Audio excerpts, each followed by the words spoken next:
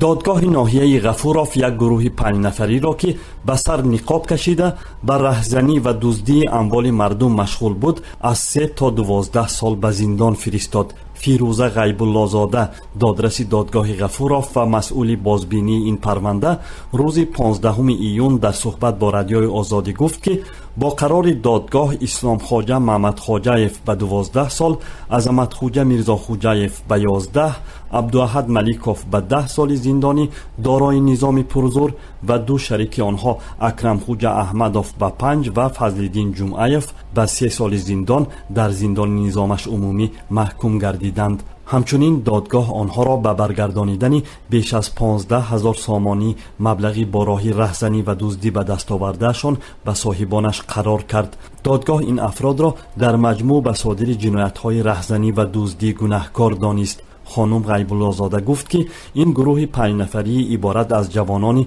از 20 تا 26 ساله با مسلحت قبلی در دست اشیای آهنین و به سرهایشان نقاب کشیده 7 نوامبر سال 2016 به مرکز سوزشواری فروشی راه سفید واقع در ناحیه غفورov وارد گردیدند.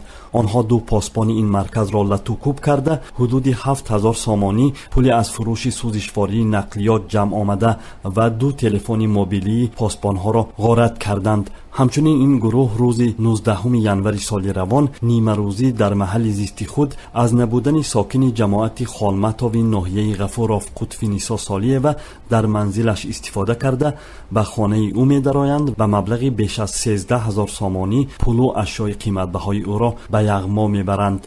ولی به گفته دادرس این پرونده حکم دادگاه هنوز نیروی قانونی نگرفته است. رستم کریموف وکیل دفاع فضل‌الدین جمعیف یکی از زندانی شدگان میگوید دادگاه زیر حمایه‌اش را جزای 3 سال حبس فرمود و برای اصلاح شدن به او شانس نداد. جناب کریموف گفت جزای علیه زیر حمایه‌اش را وزنین دانسته از دادگاه ولایتی بازبینی پرونده را درخواست کردند. او افزود کننده حالتهای جوان بودگیش باری اول جنایت شدگیش تفت شد مساعدت کرگیش صبح اخراریش پشایمانیش سود همین چیز دیگه تاشه که به نظر گیسترای پیدا شدن گروه نقاب پوش جنایت پیشه که با زور به مرکز سوزشواری حمله برده و خانه ساکنان را در ناحیه غفورov غارت میکند مردم را نگران و از امنیت خود و مال و چیزشان در خواطر می داشت.